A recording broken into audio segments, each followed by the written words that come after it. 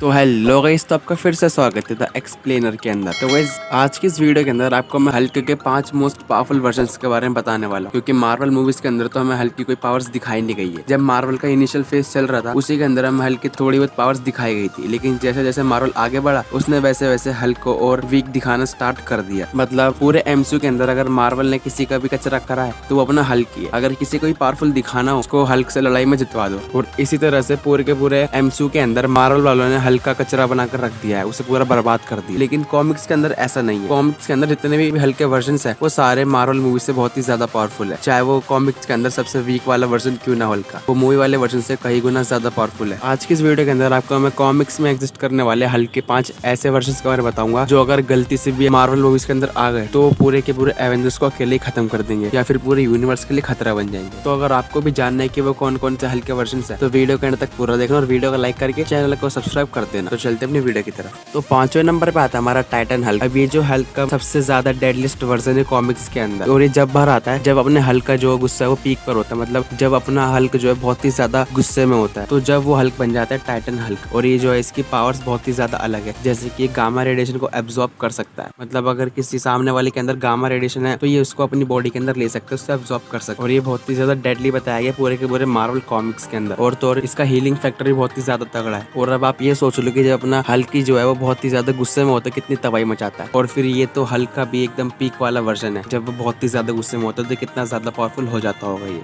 और जब अपना हल्क टाइटन हल्क कन्वर्ट होता था तो उसकी हाइट जो है वो 30 फीट तक चली जाती थी, क्योंकि उसके गुस्से के साथ साथ उसकी हाइट भी बढ़ती थी इस वाले वर्जन के अंदर। और चौथे पे आता हमारा ब्लू हल्क। हाँ, कॉमिक्स के अंदर ब्लू हल्क भी एग्जिस्ट करता है, जैसे कि कॉमिक्स के अंदर ग्रे हल्क है, ग्रीन हल्क है और रेड हल्क है। उसी के साथ साथ कॉमिक्स के अंदर ब्लू हल्क भी है। अब ये तब बनता है जब हमारा यूनि पावर जो होती है, मतलब एक तरह की ये एनर्जी होती है, जो भी इससे कंबाइंड हो जाता है तो उसे कैप्टन यूनिवर्स का टैग मिलता है। और ये जो टैग है डॉक्टर स्ट्रेंज, स्पाइडरमैन जैसे कैरेक्टर को मिल चुका है, और लेकिन इस बार ये अपने हल्क को मिला, क्योंकि जो यूनि पावर होती है वो अपने हल्क के साथ कंबाइंड हो जाती है, जिससे उसको बहुत ही ज्यादा अलग तरह की पावर्स मिल जाती है। जैसे कि उसकी जो पावर्स होती है वो एक्सट्रीम लेवल पे चली जाती है, उसकी स्ट्रेंथ काफी ज्यादा बढ़ जाती है, ड्यूरेबिलिटी बढ़ जाती है और उसका हीलिंग फैक्टर और भी ज्यादा तगड़ा हो जाता है। और तो और इसी के साथ साथ उसे फ्लाई करने की भी पावर मिल जाती है। और इसी के साथ साथ जब इसे यूनि पावर मिल जाती है तो उसे कैप्टन यूनिवर्स का टैग भी मिल जाता है, जिसका मतलब होता है यूनिवर्स को सेव रखने वाला। और ये यूनिवर्स को कुछ समय तक सेव रखा था इसने, इसलिए हल्क का ये वाला वर्जन चौथे नंबर पे आता है। और तीसरे नंबर पे आता हमारा वर्ल्ड ब्रेकर हल्क। अब ये जो है मेन यूनिवर्स में एग्जिस्ट करने वाला ही हल्क है। मतलब जब मेन यूनिवर्स का हल्क जो है अपने गुस्से में एकदम आउट ऑफ कंट्रोल हो जाता है, पूरी तरह से तबाही मचा रहा था, मतलब किसी के भी कंट्रोल में नहीं आ रहा था, तो जो हमारे ब्लैक बोल्ट, आयरन मैन और रीड रिचर्ड्स होते हैं ये सब सोचते हैं कि हल्क को स्पेस में फेंक देना होगा जिससे अर्थ पे तबाही ना मचे। तो वो ऐसा ही करते हैं, एक स्पेसशिप में हल्क को बिठाते हैं और उसे बाहर फेंक देते स्पेस के अंदर, जहाँ से स्पेस में से सीधा जाके गिरता है स्कार प्लैनेट के ऊपर। और उस प्लैनेट का किंग होता है रेड किंग, जो कि पहले तो हल्क को गुलाम बना लेता है, लेकिन फिर बाद में हल्क उसको किल करके वहाँ की गद्दी हत्या लेता है और कुछ समय तक वहाँ पे राज करता है। लेकिन उसके बाद जिस स्पेसशिप में बैठ के वो स्कार के ऊपर आया था वो एकदम ब्लास्ट हो जाता है और उसकी बीवी और वहाँ के कुछ सारे लोग मर जाते हैं, जिससे हल्क बहुत ही ज्यादा गुस्सा हो जाता है। उसे लगता है कि ये सब आयरन मैन, ब्लैक बोल्ट और रीड रिचर्ड्स की वजह से हुआ है।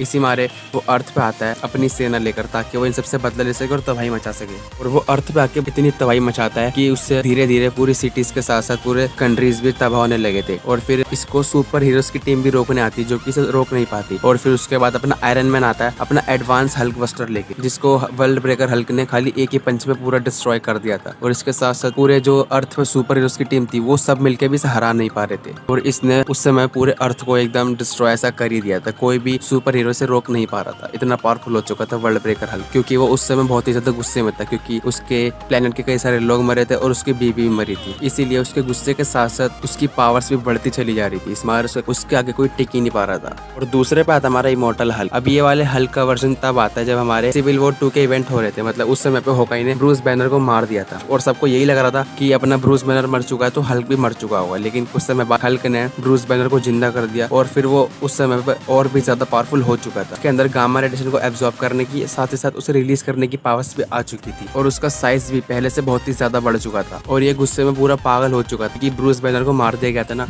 इस मारे पागल हो गया था और इसीलिए बदला लेने के लिए चला गया था और तबाही मचा रहा। उसके बाद वहाँ पर थोर आता है और थोर की इससे फाइट होती है, लेकिन थोर को ये एक मुक्का मारता है और थोर का दांत टूट जाता है। सोचो इसका पंच कितना ज्यादा ही पावरफुल होगा। और उसके बाद लेडी थोर आती है, वो इसके ऊपर लाइटिंग से और म्योनिर से अटैक करती है, उसका भी इसके ऊपर कुछ फर्क नहीं पड़ता। और अपना आयरन मैन अपने हल्क बस्टर सूट के साथ आता है, उसे भी ये तबाह कर देता, तोड़ देता है। और पूरे के पूरे अर्थ के सुपर हीरो साथ मिलकर उसे रोक नहीं पा रहे थे। यहाँ तक कि मार्वल का मोस्ट पावरफुल कैरेक्टर कॉमिक्स के अंदर जो है सेंट्री, वो इसको अपनी पूरी पावर के साथ इसे खाली शांत करा पाया था, हरा नहीं पाया। तो सोचिए कितना ज्यादा पावरफुल बन चुका होगा उस समय पे। इसीलिए हल्क का ये वाला वर्जन दूसरे नंबर पे आता है। पहले नंबर पे आता है ब्रेकर्स ऑफ वर्ल्ड। अब इसे वर्ल्ड ब्रेकर हल्क से कंफ्यूज मत कर लेना, ये दोनों अलग अलग वर्जन से हल्क। अब जो ब्रेकर्स ऑफ वर्ल्ड है ये मार्वल कॉमिक्स के अर्थ के 10 बिलियन ईयर्स बाद आता है, मतलब ये हल्क का फ्यूचर वाला वर्जन, और इसकी बॉडी के ऊपर वन विलो ऑल कंट्रोल कर लेता है क्योंकि वो ब्रूस बैनर को किल कर देता है। इसलिए ये वाला जो वर्जन था हल्क का, ये बहुत ही ज्यादा यूज था और बहुत ही ज्यादा पावरफुल था। मतलब इसकी जो हाइट थी वो बहुत ही ज्यादा थी, मतलब एक प्लेनेट जितनी इसकी हाइट थी, और ये planet to planet, galaxies to galaxy easily travel कर सकता था। और ये एक पंच में एक प्लेनेट तक को तबाह कर चुका है कि इसके ऊपर एक कॉस्मिक एंटिटी कंट्रोल कर रही थी जो कि थी वन बिलो ऑल। अब वन बिलो ऑल जो है वो मार्वल कॉमिक्स के अंदर एग्जिस्ट करने वाली मोस्ट पावरफुल कॉस्मिक एंटिटी में से एक है, और ये इसीलिए मार्वल कॉमिक्स के अंदर हल्क का माना गया अब तक का सबसे ज्यादा पावरफुल वर्जन है, जो कि है ब्रेकर्स ऑफ वर्ल्ड। तो ये थे गाइस हल्क के 5 मोस्ट पावरफुल वर्जन जो कि कॉमिक्स के अंदर एग्जिस्ट करते हैं, और अपना मूवीज वाला हल्क तो इनके सामने कुछ भी नहीं है। बाकी आप मुझे बताना कि इनमें से कौन सा हल्क जो है, कौन सा हल्क की पावर्स आपको सबसे ज्यादा अच्छी लगी, और आप इन्हें मूवीज में देखना चाहोगे या फिर नहीं, मुझे कमेंट करके जरूर बताना। और ये भी बताना कि आपको आज की वीडियो कैसी लगी। अगर अच्छी लगी है तो वीडियो को लाइक कर देना, चैनल को भी सब्सक्राइब कर देना। मैं मिलता हूं आपसे अगली वीडियो में, तब तक के लिए बाय बाय।